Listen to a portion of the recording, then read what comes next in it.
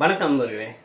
Conscious parent இந்த பக்கங்கள் அவர் என்ன சொல்லியிருக்காருன்னா, ஒரு பேரண்டாக இருக்கிறது வந்து ரொம்ப முக்கியமான விஷயம். இதில் வந்து அம்மாவுக்கும் சரி அப்பாவுக்கும் சரி மிகப்பெரிய ரோல் இருக்கு. குழந்தைங்க வந்து நீங்கள் சொல்றதுனால அவங்க அதான் மாற மாட்டாங்க. நீங்கள் எப்படி இருக்கீங்களோ அதை பார்த்து அவங்க மாறுவாங்க அப்படிங்கிறாரு. ஸோ உங்கள் குழந்தைக்கு நீங்கள் தான் ஹீரோவாக இருப்பீங்க, நீங்கள் தான் எக்ஸாம்பிளாக இருப்பீங்க. நீங்கள் எப்படி வந்து உங்கள் ஸ்பௌஸ்ட்டு நடந்துக்கிறீங்க, மித்தவங்கள்ட்ட எப்படி நடந்துக்கிறீங்க, எப்படி மரியாதையாக நடந்துக்கிறீங்க, எப்படி ப்ரெஷரை ஹேண்டில் பண்ணுறீங்க, எந்த மாதிரி வந்து நீங்கள் ரெஸ்பாண்ட் பண்ணுறீங்க, அதை டிட்டோ உங்கள் கிட்டோ காப்பி பண்ணுவாங்கன்னு சொல்கிறாங்க. ஸோ அதனால என்ன செய்யணும்னா, நீங்கள் எப்போதுமே உங்கள் குழந்தைக்கு முன்னாடி எப்படி நடந்துக்கிறீங்கிறத பொறுத்து தான் அவங்க வந்து அது மாதிரியே அவங்க நடந்துப்பாங்க அப்படிங்கிறாங்க. ஸோ வந்து எப்போதுமே வந்து இந்த அப்பா நடந்துக்கிற மாதிரி தான் பையன் வந்து நடந்துப்பான்.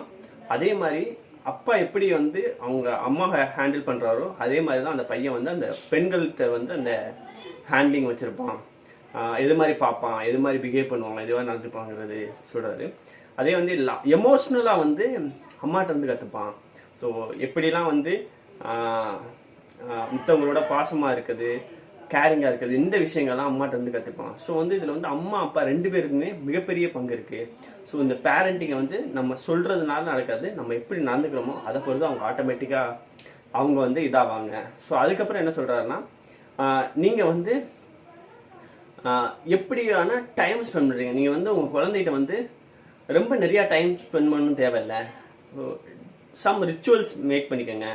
ஸோ ஒரே நேரத்தில் உட்காந்து சாப்பிட்றது, இல்லை நைட்டு தூங்கும் போது ஒரு 10 மினிட்ஸ் உட்காந்து பேசுறது. ஸோ இந்த மாதிரி விஷயங்கள் வந்து ஒரு நல்ல வந்து ரிலேஷன்ஷிப்பை கிட்ஸ் கூட இருக்கும் அப்படின்ற குழந்தைகிட்ட ஏற்படுத்தும் அப்படிங்கிறாரு. ஸோ இந்த விஷயங்கள்லாம் தான் அவர் இந்த பக்கங்கள் சொல்லியிருக்காரு. ஒரு நல்ல பேரண்டிங் எப்போதுமே வந்து சப்போர்ட்டிவான வார்த்தைகளை சொல்லுங்கள். உன்னையால் முடியும், நீ பண்ணுவேன், ஸோ ட்ரை பண்ணு, அந்த மாதிரி ஒரு சப்போர்ட்டிவான வார்த்தைகளை கொடுங்க அப்படின்னு சொல்லிட்டு சொல்கிறாரு. ஸோ எப்போதுமே வந்து நீங்கள் இருந்தால் ஒரு பயங்கரமான சப்போர்ட்டிவாக இருக்குங்கிற அந்த ஃபீலிங் உங்கள் குழந்தைக்கு இருக்கணும் அப்படிங்கிறாரு. இதுதான் வந்து இந்த கான்சியஸ் பேரண்டிங் அப்படிங்கிற பக்கங்களை ஷேர் பண்ணி, இதுதான் நான் ஷேர் பண்ணணும்னு நினச்சது.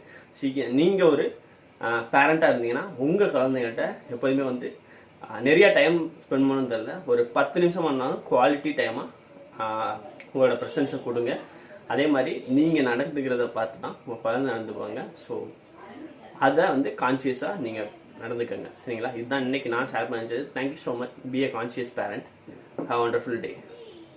Channel subscribe